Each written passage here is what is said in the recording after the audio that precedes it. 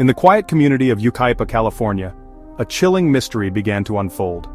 A 7-month-old baby, Emmanuel Haro, has vanished without a trace, sending shockwaves through the town and beyond.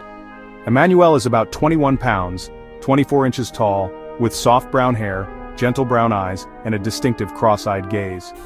He was last seen wearing a black Nike onesie, a detail that would soon become vital in the search. On August 14th, what should have been a peaceful evening for his family turned into a nightmare. The sense of safety in their close-knit neighborhood was shattered in an instant, leaving everyone on edge. The initial report was alarming: a kidnapping. According to witnesses, Emmanuel was allegedly snatched from his mother's arms in a public parking lot, a place usually bustling with families and shoppers. Law enforcement and volunteers sprang into action, searching the area with dogs and flashlights. The community rallied together, desperate to bring Emmanuel home, but the case quickly became more complicated than anyone expected. As the hours ticked by, details didn't add up. Confusion and fear spread, with rumors swirling and hope beginning to fade. The lack of clear evidence only deepened the mystery. Every detail about Emmanuel, his appearance, his clothing, even the smallest clue, became crucial for the search. Flyers with his photo and description were posted everywhere, as people clung to hope for his safe return. The public's help was urgently needed, but the investigation soon hit unexpected roadblocks. Leads dried up, and frustration grew among both police and the community. As investigators dug deeper, the story of what happened that night only grew more troubling. The search for answers became a race against time, with every passing hour feeling heavier. The fate of an innocent child now hung in the balance. Emmanuel's empty crib and abandoned toys served as haunting reminders of the questions that remained, and the pain his family endured. What really happened to Emmanuel Haro? The search for the truth was just beginning, and the community would not rest until answers were found. The only account comes from Emmanuel's mother, Rebecca Haro, who has been visibly distressed since the incident. She said the evening started normally. After football practice, she stopped at Big 5 Sporting Goods for a mouthguard, a routine they had done many times before. In the parking lot, while changing Emmanuel's diaper, a stranger approached and said, "Hola," catching her off guard. Rebecca claims she blacked out after that brief interaction, a detail that has puzzled investigators. When she regained awareness, Emmanuel was gone, and the car seat was empty. In a state of panic, she searched her car frantically, then ran into the store for help and called 911, her voice trembling with fear.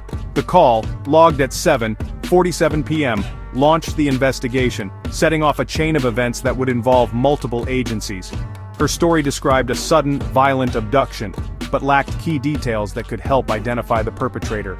No suspect description, no vehicle, and her memory of the event was hazy, making it difficult for the police to proceed.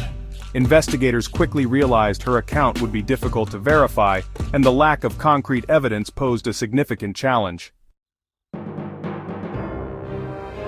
Deputies responded immediately, fanning out across the area and searching every corner for any sign of Emmanuel.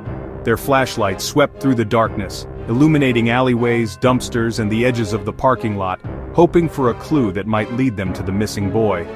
K-9 units were quickly deployed, their trained noses sniffing for any trace, but despite their efforts, there was no sign of Emmanuel anywhere nearby. The Amber Alert system, a crucial tool in child abduction cases, wasn't activated. Rebecca couldn't provide a suspect or vehicle description, leaving authorities with few immediate options to alert the public. Investigators turned to security cameras, hoping for a breakthrough. They combed through hours of footage from nearby businesses, searching for any sign of Emmanuel or a potential abductor, but found no evidence of the alleged abduction. With no physical evidence, no footprints, no dropped belongings, nothing. The investigation quickly stalled, leaving detectives frustrated and desperate for leads. Detectives interviewed both parents, a standard procedure in missing child cases, carefully noting their statements and searching for inconsistencies. They needed to reconstruct the family's day in detail, piecing together every movement and interaction leading up to Emmanuel's disappearance. Investigators also looked for any threats or suspicious contacts, digging into the family's history and recent communications for possible motives or suspects. But with only Rebecca's uncorroborated story to go on, and no witnesses or physical evidence, the case grew more perplexing by the hour. The lack of evidence forced detectives to look closer at those closest to Emmanuel, questioning whether the answers might lie within the family itself. The investigation was about to take a dramatic turn, as suspicion began to shift and new theories emerged. Doubt was growing. Was this really a stranger abduction, or was something else, something far more complicated, unfolding behind closed doors?